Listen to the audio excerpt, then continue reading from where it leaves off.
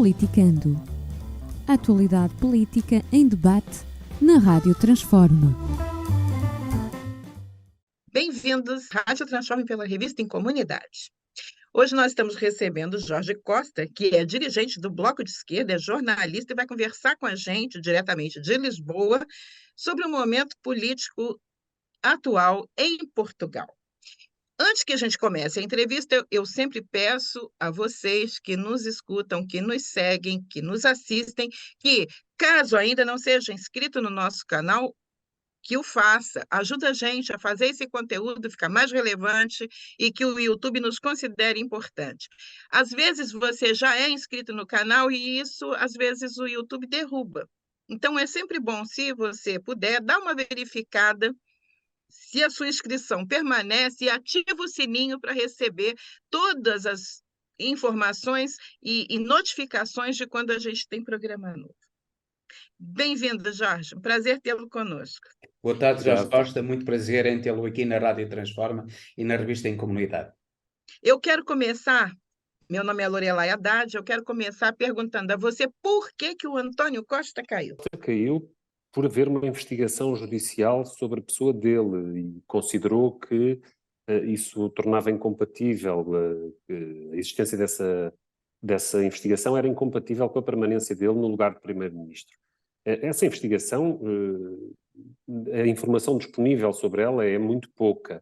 Na realidade, trata-se de um parágrafo de um comunicado da Procuradoria-Geral da República que informou o público da existência de uma investigação contra o Primeiro-Ministro e depois desse comunicado ser conhecido, dias depois, foi dada nota também pela parte do Ministério Público de que pelo menos uma das escutas em que era identificado o nome do Primeiro-Ministro, na verdade não se referia ao Primeiro-Ministro, mas sim a um outro membro do Governo, o Ministro da Economia, António Costa e Silva. E essa confusão criou uma certa dúvida sobre a solidez deste processo, a solidez desta investigação, que teve consequências enormes no país, na medida em que levou à queda de um governo de maioria que está no poder há apenas um ano. E, portanto, digamos, esta circunstância cria muita preocupação pública e já ontem, quando se viu que o juiz de instrução não deu provimento a uma série de propostas que o Ministério Público apresentou para serem decretadas como medidas de coação sobre as pessoas que estão em investigação, essas propostas do Ministério Público não foram acompanhadas pelo juiz, que decretou a libertação imediata de todos os detidos, que não confirmou alguns dos crimes que vinham arrolados pelo Ministério Público como imputados a estes suspeitos. Enfim, todos estes são sinais que preocupam as pessoas sobre a solidez de uma investigação que teve as consequências que teve. Em todo caso, e enfim, esta é a razão, para responder à pergunta, esta é a razão que levou à queda do Primeiro-Ministro António Costa. Claro que haverá o facto de... A razão visível. Os contornos do processo judicial são muito pouco conhecidos e, portanto, não é fácil ajuizar e ter uma opinião consistente e sólida, baseada em factos sobre este processo. Do que podemos falar, isso sim, aí já baseados em factos, é de um conjunto de políticas que foram sendo desenvolvidas nos últimos anos, nomeadamente o recurso sistemático a regimes especiais os chamados PIN, Projeto de Interesse Nacional, que são regimes especiais em que foram dadas autorizações para e licenciamentos em regime especial a um conjunto de projetos, seja na mineração de lítio, seja na exploração futura de hidrogénio, seja na instalação de um centro de dados no litoral alentejano de enormes dimensões e de alcance internacional. Todos esses projetos, que são projetos industriais de grande alcance, mas muito contestáveis do ponto de vista do modelo económico, em particular os do lítio e do hidrogénio, encontraram um regime de grande facilitação pela parte do poder político. Esses regimes especiais têm consequências em termos da transparência dos processos, em termos do cumprimento da lei geral, que é aquela que vigora para o conjunto da economia, para o conjunto dos agentes económicos. E essa diferenciação e esse regime de privilégio que vem sendo aplicado, muitas vezes para projetos que não têm nada a ver com a indústria, nem com o sistema produtivo, são projetos essencialmente turísticos ou de especulação com terrenos para efeitos imobiliários, para a criação de resorts turísticos de luxo. Todos esses projetos têm vindo a ser abrangidos por estes regimes de projeto de interesse nacional. E isso é uma prática tão reiterada na governação do Partido Socialista que nos leva, digamos, a encarar com alguma distância os métodos que o governo adotou também em relação aos projetos do lítio, do hidrogênio e do data center que agora estão em causa. Seja como for, sobre o conteúdo específico do processo judicial, é muito difícil eu pronunciar-me de um modo informado, porque a informação disponível é muito pouca. Aliás, a Mariana Mortágua, ainda ontem, numa entrevista que deu, realçou a necessidade de a Procuradora-Geral da República dar melhor esclarecimento público acerca de quais são os contornos desta investigação e o que é que efetivamente são os indícios existentes que deram origem à queda do governo e à demissão do primeiro-ministro, que são consequências que têm que ter razões fortes e sólidas para que a vida democrática seja normal e seja de acordo com a Constituição e com a separação de poderes. Mas há uma questão importante que foi levantada pela ex-procuradora-geral adjunta, a Cândida Almeida, que é uma questão até extremamente grave, que é a violação do segredo de justiça por parte da Procuradoria-Geral da República. Sim, isso é gravíssimo e é uma prática reiterada que vem sucedendo há muito tempo e que, quando olhamos para a forma como este próprio processo está a desenrolar, verificamos que há, mais uma vez, e num caso de extrema gravidade, não só houve uma falta do Poder Judicial ao esclarecimento público sobre os contornos do processo, como há uma cuidadosa gestão da forma como alguns aspectos do processo ou alguns elementos do processo vão sendo tornados públicos através de fugas de informação seletivas que são ilegais, porque constituem crime elas próprias e, portanto, e que só podem ter origem dentro do Ministério Público. Portanto, tudo isso é uma circunstância que degrada a confiança das pessoas no exercício do Poder Judicial e é por isso que é tão importante que sejam dados esclarecimentos públicos pela sua primeira responsável, que é a Procuradora-Geral da República. Isto sem pronunciar-me, evidentemente, acerca dos factos em si, sobre os quais, como digo, o conhecimento público é muito pequeno e muito mediado por estas fugas de informação. Como brasileira, me incomoda especificamente isso que você tocou. Por quê? Porque nós tivemos um processo parecido no Brasil que era um lawfare, acabou atingindo o governo do PT.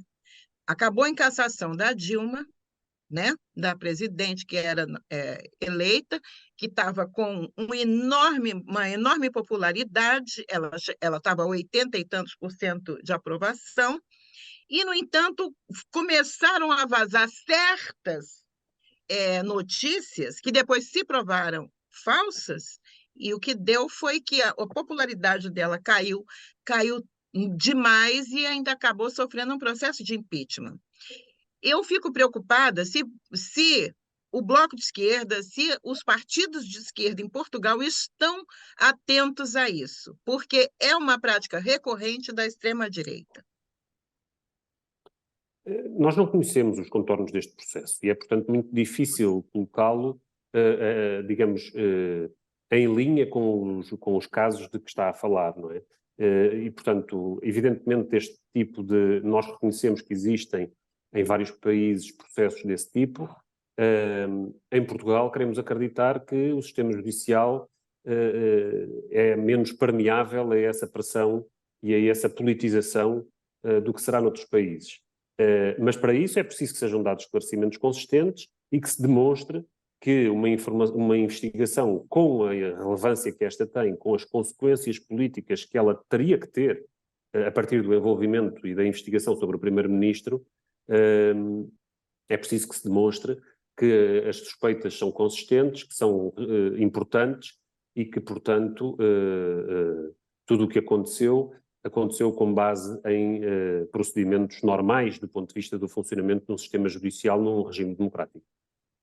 Mas entende que não haverá interesses por detrás disso em derrubar este governo para instalar um governo de direita em que, nomeadamente, o partido de extrema-direita, o Chega, tenha lugar?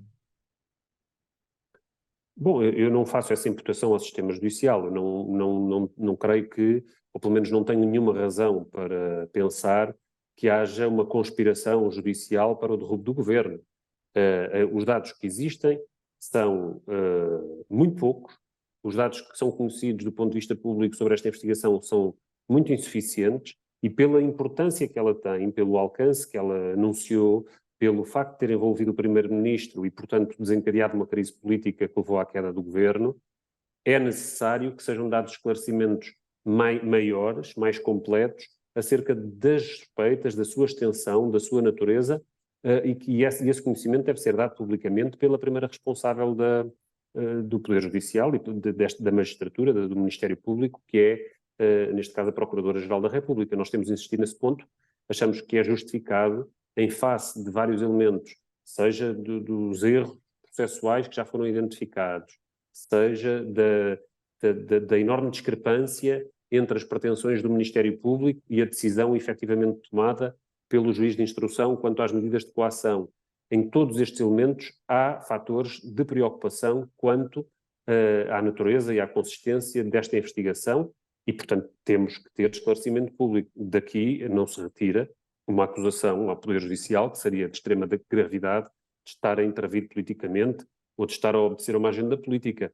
O que há é a obrigação, que é absolutamente normal em democracia, de num processo como este, que tem características especiais e consequências políticas enormes, serem dados esclarecimentos especiais também à população. É que, repare, uma pessoa com a qualificação da doutora Cândida Almeida é ex-procuradora-geral adjunta, que se falou nela até para Procuradora-Geral da República. A opinião do professor Vital Moreira de que houve um golpe de Estado, que aquilo foi um golpe de Estado por parte do Ministério Público. O que é que se lhe oferece dizer sobre essa posição do professor Vital Moreira, que afirma perentoriamente que houve um golpe de Estado por parte do Ministério Público? Não sei que informação tem o professor Vital Moreira para fazer essa afirmação. As minhas reticências a respeito deste processo são as que já expressei. Julgamos que deve haver melhor informação pública sobre os contornos desta investigação, sobre a natureza e a extensão das suspeitas que foram apresentadas, de uma forma muito genérica pelo Ministério Público, e sobre a razão do envolvimento e da divulgação da investigação sobre o Primeiro-Ministro, que teve as consequências que hoje estão à vista. E por estas razões achamos que deve haver um esclarecimento público pela parte da Procuradora-Geral da República. Assim como não temos dados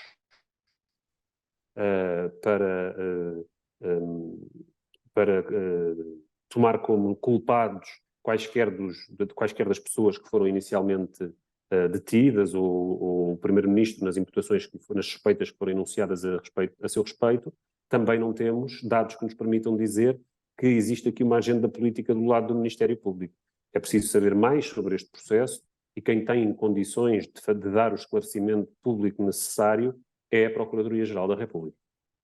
Mas repare, parece que ao colocar aquele último parágrafo extremamente vago e inclusivamente com deficiências de comunicação, no comunicado do DCIAP, da Procuradoria-Geral da República, houve ali, não se podia ignorar que aquilo teria um efeito político imediato. E o Ministério Público não embarcou assim direto no discurso da direita, não? Não, aqui não se trata aqui de um discurso da direita. Na verdade, tanto a questão do lítio como a do hidrogênio, como a dos dados, não são temas recentes do debate político e não são um motivo de grande divergência sequer entre o PSD e o PS. Portanto, não se trata aqui de uma agenda política em torno da qual esta investigação pudesse querer intervir. Quanto ao mais, já disse, o facto é que a inclusão de a abertura de uma investigação sobre o Primeiro-Ministro e a decisão de divulgar publicamente a existência desse inquérito teria que ter consequências políticas como aquelas que teve, forçosamente, e o Ministério Público estaria ciente dessas consequências. Isso não quer dizer que, se o Ministério Público avançou, é porque deveria ter firmeza nas informações de que dispunha e na consistência das suspeitas que tinha. Agora, só achamos que é isso que deve ser demonstrado publicamente pela parte do Ministério Público. Se o Ministério Público acreditou que a investigação corria em solo suficientemente firme para justificar a abertura do inquérito ao Primeiro-Ministro e a sua divulgação pública, sabendo-se quais seriam as consequências disso, então cabe ao Ministério Público esclarecer a cidadania, as pessoas, o povo soberano, que foi quem escolheu o governo que acaba de cair, que escolheu a maioria parlamentar que lhe deu sustento e, portanto, que instalou o governo que agora cai. Esse povo tem que ser informado, tem que ser esclarecido sobre a boa atuação do Poder Judicial neste caso e que o derrubo do governo, que é um ato extremo num regime democrático, acontece por motivos de força maior e que têm a relevância que o justifica. Falando para o público do Brasil, me explica agora uma coisa. Caso eles comprovem a inocência do Costa nesse processo, o que acontece com ele? Porque nós não somos parlamentaristas, nós somos presidencialistas, é um presidencialismo meio de coalizão, mas enfim. Como é que fica? Porque uma coisa é você levantar questões a respeito da lisura de um processo, de um contrato envolvendo pessoas ligadas ao primeiro-ministro, mas provando-se que não, como é que fica? Bom, o processo seria arquivado e isso seria um episódio muito grave na história da democracia portuguesa, com a queda de um governo a partir de um ato sem substância. Isso e que abre portas para muita coisa ruim, né? Porque abre portas, a gente não pode negar. Isso seria muito grave e teria que dar origem a um grande debate acerca das regras do funcionamento do Ministério Público e da forma como ele atua. Há um debate já hoje em curso sobre as questões da fuga das quebras de segredo de justiça e de outros elementos que são nocivos do ponto de vista do funcionamento do sistema judicial e da proteção dos direitos individuais, mas este seria um debate completamente novo, seria o de uma interferência injustificável do Poder Judicial sobre o funcionamento normal do regime democrático. Se isso acontecer, será muito grave.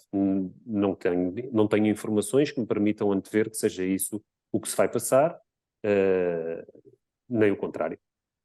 E o problema é a judicialização do processo, não é? Do processo político. Como é que a gente não poderia ingressar por aí, não é? Portugal já tem uma história de vencer uma situação de ditadura e tudo mais, e não pode embarcar em outra, não é? Não pode abrir caminho para outra, não acha?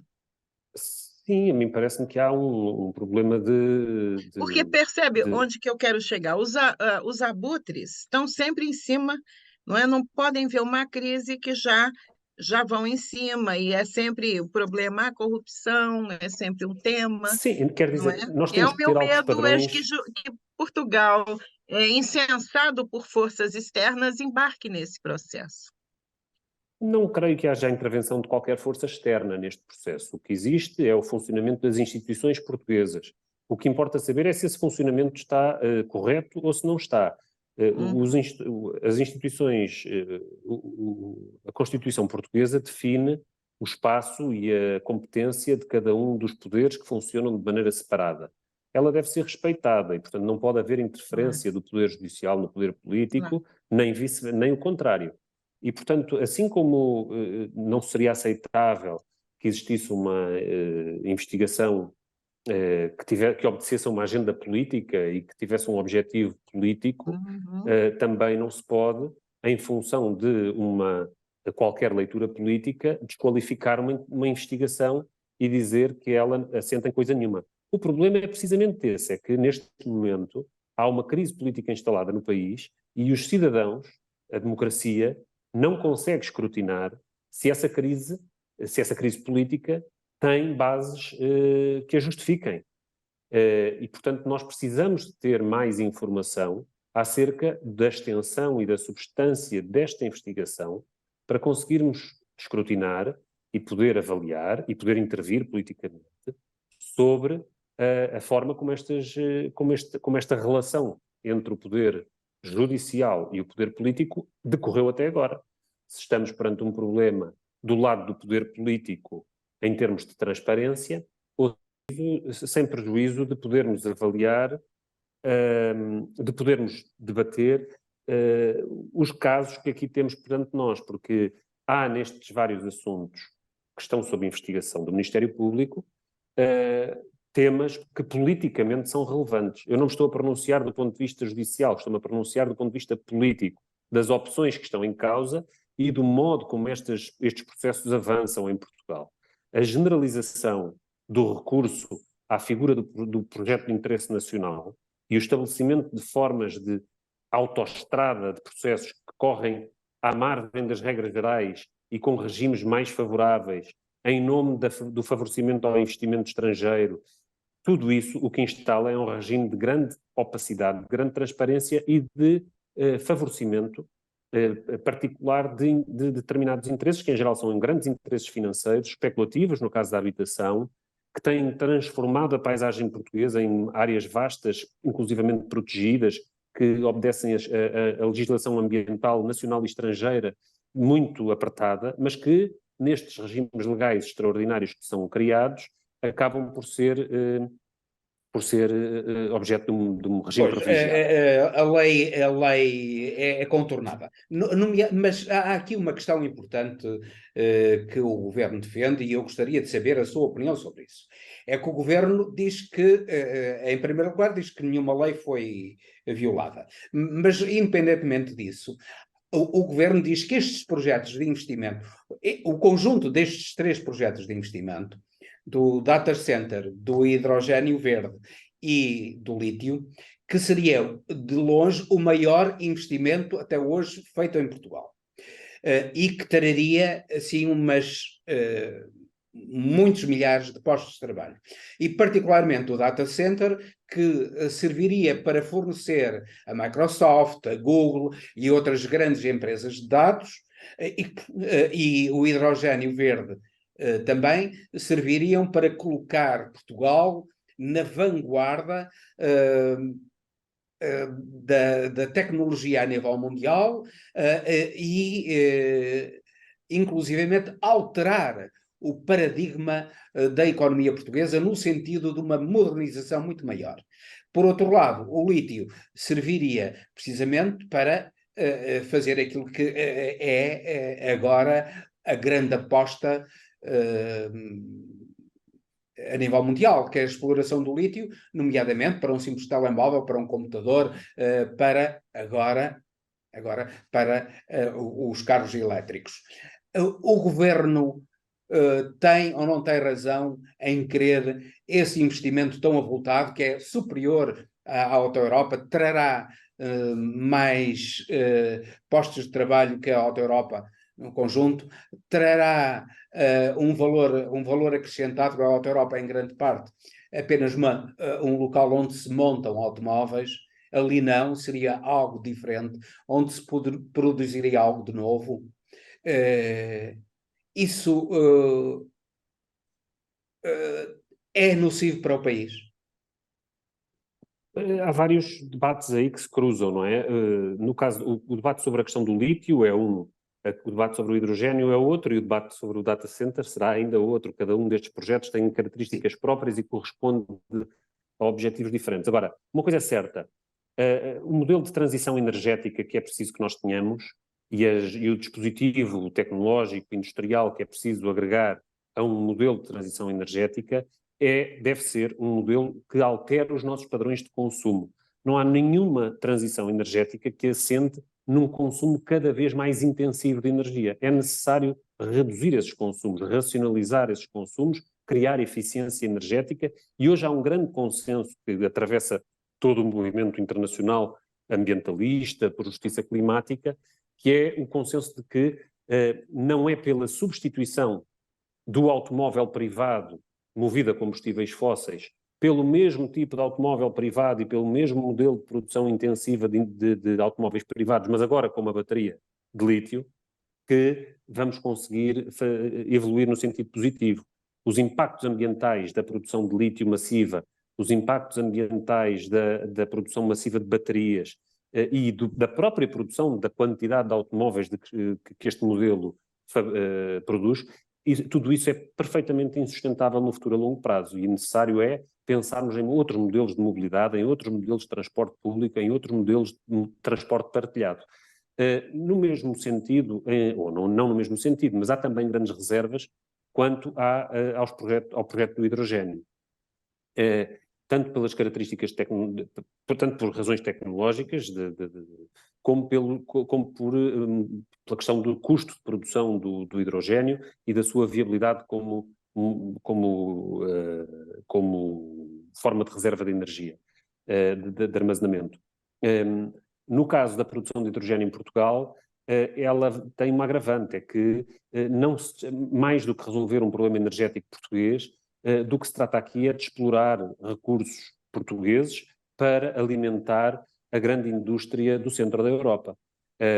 O que se trata aqui é de instalar a produção intensiva de energia solar em Portugal, inclusivamente comprometendo vastas áreas do território em parques solares gigantescos, mas esses parques solares não servem para substituir consumos insustentáveis em Portugal. Eles servem sim para alimentar uma produção de hidrogênio que visa abastecer a indústria química da Alemanha, da Holanda em particular, para onde serão enviados os navios carregados de hidrogênio quando esta indústria funcionar, se é que ela chegará a esse momento, porque todo este projeto ainda está numa fase muitíssimo inicial. E, portanto, no que respeita à questão energética, tanto do lítio como do hidrogênio, são duas opções estratégicas que o Governo está a tomar, procurando mobilizar grandes investimentos e facilitando, mesmo do ponto de vista legal e do ponto de vista do regime legal que se aplica, a sua instalação, quando a questão de fundo da transição energética parece estar bastante distante no que respeita a Portugal. Portugal não está a cuidar de uma verdadeira transição energética, que seria tratar da questão da eficiência energética dos edifícios, que seria tratar da gratuitidade dos transportes públicos, que seria tratar da substituição do transporte individual privado por caminhos de ferro que funcionem em particular nas zonas suburbanas das grandes cidades. Todas essas grandes medidas de política de transição energética e de transição climática estão sendo adiadas há muitos anos, enquanto se facilita e se faz em pouquíssimo tempo todos os licenciamentos e todas as facilidades que são necessárias para estes projetos de envergadura, que dizem muito mais respeito aos grandes interesses de grandes companhias estrangeiras do que a uma efetiva transição energética em Portugal. Mas, Bom, Henrique, nosso tempo está acabando. Eu queria que você mas fizesse só um momento. muito Mas sucinta mesmo, porque duas já questões, passamos de 30 minutos, tá há bom? duas questões que lhe queria colocar. Uma só. Resume numa só. A primeira é a seguinte. Você entende que esta transição energética e tudo isso que acabou de dizer, que é muito, muito importante, é possível dentro desta sociedade burocrática? Houve um filósofo francês, filósofo e sociólogo francês, chamado Henri Lefebvre, que qualificou esta sociedade em que nós vivemos, fez para mim a melhor qualificação até hoje desta sociedade. Sociedade burocrática de consumo dirigido. Acha que é possível alterar o paradigma sem alterar o sistema económico e social em que vivemos? Não, acho que não é possível, e é por isso que o Bloco de Esquerda se bate por uma alteração do sistema económico e social em que vivemos. Nós temos que pensar numa transição ecológica que altere profundamente o modo de produção, o modo de consumo, o modo de transporte de mercadorias, e sem isso é efetivamente como diz, não há um caminho que possa ter bom resultado do ponto de vista do nosso desenvolvimento como espécie, da própria humanidade na Terra. E, portanto, é necessário fazer esse caminho, e é por isso que é tão importante não mascarar de transição energética e não pintar de verde políticas que têm muito pouco a ver com a transição energética e muito mais a ver com a acumulação de capital nos grandes grupos industriais internacionais. É disso que estamos a falar quando falamos de qualquer um destes projetos. O grande interessado na produção de lítio é a grande indústria automóvel, que é uma das grandes responsáveis pela catástrofe climática que hoje estamos a viver.